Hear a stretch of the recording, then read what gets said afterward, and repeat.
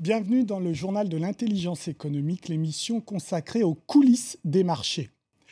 Les vaccins sauvent des vies, mais pas seulement. Ils sauvent aussi des emplois et même les chiffres d'affaires des laboratoires pharmaceutiques.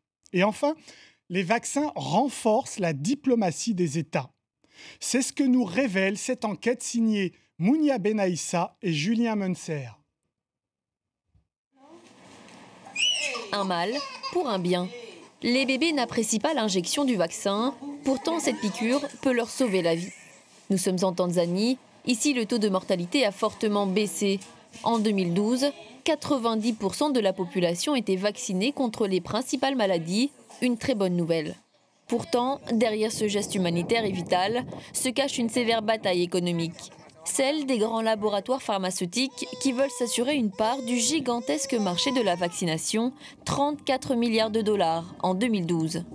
Dans le top 5 de ce marché, le britannique GSK, le français Sanofi Aventis qui compte le célèbre groupe Sanofi Pasteur, les américains Pfizer et Merck et le suisse Novartis.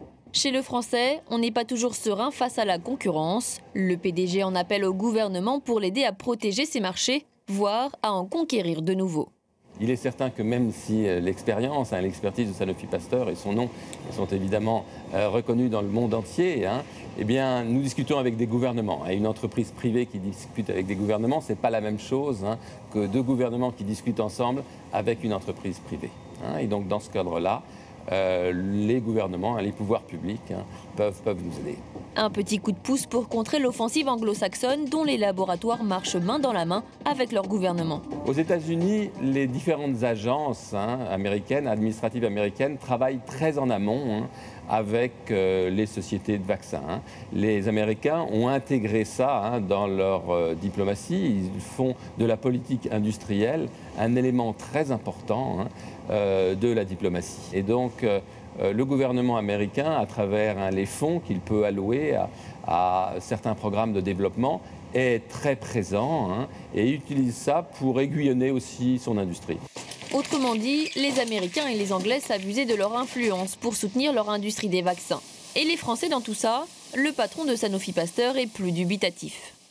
La France le fait, mais elle le fait d'une manière moins directe. Aujourd'hui, qui sait que nous sommes un des contributeurs le plus important ou un des contributeurs importants pour les fonds Gavi, qui visent à vacciner notamment les pays avec des revenus modestes.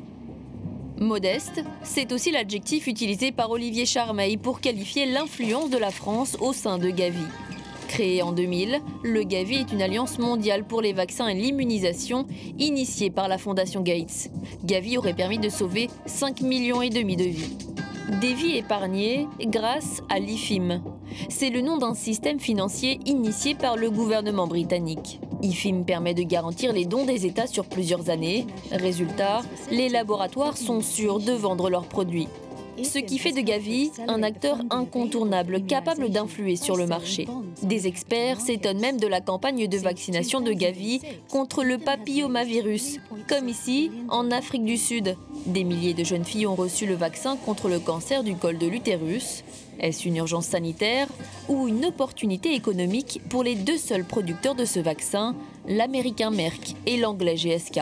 Une chose est sûre, Gavi agit sur les prix, mais seulement pour son propre compte, et parfois au détriment du travail de certaines ONG. Quand l'industrie pharmaceutique nous annonce un prix coûtant, la réalité est bien en deçà. C'est-à-dire que le prix réel des vaccins serait finalement inférieur. Donc nous, ce qu'on demande, c'est un peu plus de transparence et donc une meilleure capacité aussi, notamment pour Gavi, puisque c'est eux qui négocient, de négocier ces prix à la baisse. Quels sont donc les véritables prix ? Impossible de le savoir. Du coup, MSF a des soucis dans certains pays. En Centrafrique, l'ONG ne peut pas acheter les vaccins au même prix que le Gavi. On se retrouve à des coûts qui sont x2, x3, si vous voulez, et qui, bien évidemment, réduisent complètement notre capacité, en tout cas nos objectifs de vaccination. Quand on doit payer le PCV 13, 33 $, alors que Gavi, là, à 7 $, vous imaginez qu'en termes de nombre d'enfants vaccinés, on est forcément à la baisse. Décidément, la concurrence économique est partout, même lorsqu'il s'agit de sauver des vies. Bien, avec moi sur ce plateau, Pascal Laureau, bonjour. Vous êtes président de l'Institut Choiseul qui publie le célèbre Géoéconomie. Et puis, vous êtes aussi l'auteur, l'année dernière, mars 2012, d'un fascicule qui parle du vaccin, atout au service de la France. Alors, vous l'avez vu dans le sujet. Est-ce que, d'après vous, il y a une véritable stratégie anglo-saxonne pour conquérir ces marchés ? Alors, je ne sais pas s'il y a une stratégie anglo-saxonne. Ce qui est certain, c'est que l'industrie du vaccin ne fait pas exception par rapport à ce que l'on peut observer dans le domaine industriel. On est dans une véritable logique de compétition économique et le secteur du vaccin est un secteur porteur d'enjeux économiques relativement importants. Vous avez dit dans votre reportage qu'effectivement le marché se situe à peu près à 32-35 milliards de dollars. On sait très bien qu'à horizon 2017, il devrait atteindre les 55-60 milliards de dollars. Donc un marché en très forte hausse, avec des positions à conquérir. C'est un enjeu également politique, voire diplomatique. Lorsque l'on vaccine finalement des populations, notamment dans les pays du Sud, finalement c'est un petit peu le drapeau national que l'on met en avant. Donc tout ceci, ce sont des perspectives et des problématiques que les anglo-saxons, peut-être pour des raisons culturelles, ont bien intégrées. Je veux dire, pour eux, il est naturel de soutenir leurs champions nationaux, d'appuyer un peu à l'exportation sur les marchés extérieurs, les entreprises nationales, ce qui fait peut-être un petit peu défaut chez nous. Alors, il n'y a pas de stratégie concertée dans le domaine des vaccins. Il y a une vraie culture de la conquête des marchés qui met en relation étroite les industriels et l'administration. Alors quand, on l'a vu dans le sujet, on crée l'IFIM, qui est ce système financier qui permet de garantir aux laboratoires que leurs médicaments produits seront achetés, on est bien là en amont de ce marché, puisqu'il faut le mettre en place, cette IFIM. Tout à fait. Alors, il y a l'IFIM, il y a aussi un certain nombre d'autres organisations, comme l'OMS, qui a un rôle de prescripteur. Et là, on voit effectivement que les anglo-saxons, nos amis concurrents américains et britanniques, sont relativement pros, en tout cas plus que nous ne le sommes, à placer des experts, ici ou là, dans tel ou tel comité. Et ce sont ces comités qui, très en amont, vont décider des molécules et, in fine, des campagnes de vaccination prioritaires. Et souvent, c'est vrai, on observe que les choix qui sont faits correspondent aux capacités de production industrielle des laboratoires anglo-saxons, plus qu'à celle de notre champion national, Sanofi Pasteur. Donc là, il faut voir à des années. Est-ce que ça veut dire que dans ces pays anglo-saxons, et on viendra à la France évidemment, il y a un travail étroit entre le politique et l'industriel, qui se voient souvent et qui élaborent ensemble des stratégies ? Bien sûr. Bien sûr, là encore, c'est culturel. Je veux dire, les gens se rencontrent, discutent. Il y a des comités de pilotage stratégique. Il y a des relations relativement étroites aussi avec les ministères des Affaires étrangères pour définir un certain nombre de priorités géographiques, des priorités sectorielles, des priorités industrielles.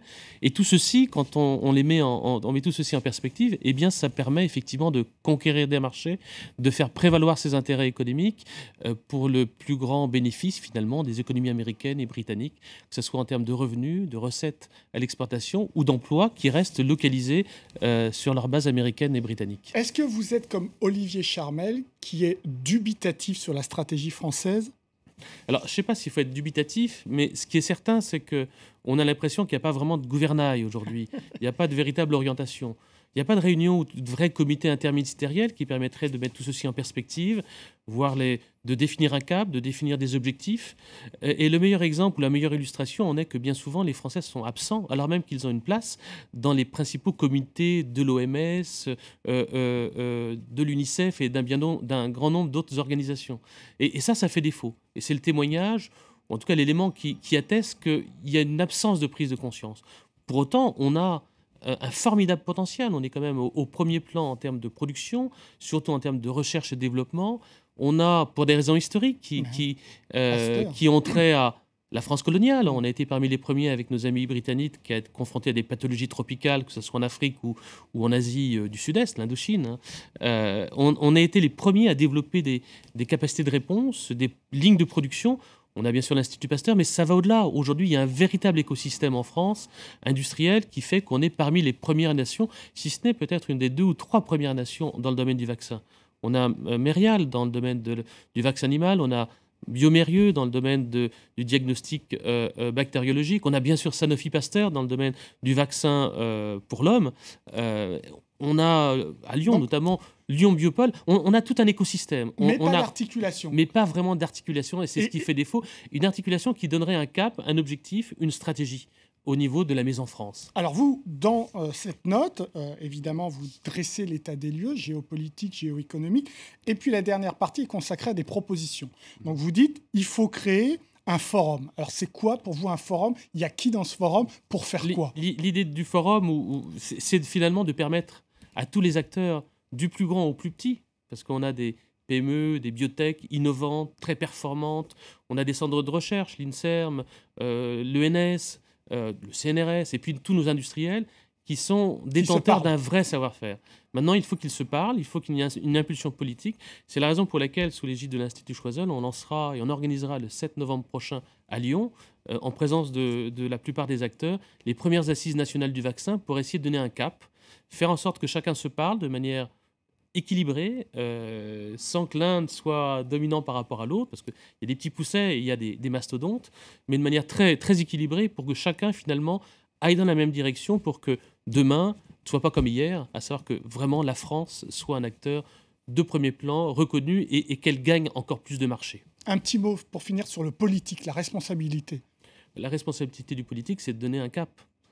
Force est de constater qu'en ce domaine, le cap est inexistant, malheureusement. Merci Pascal Leroux. L'émission est terminée, mais comme d'habitude, vous pouvez la retrouver sur france24.com. Au revoir.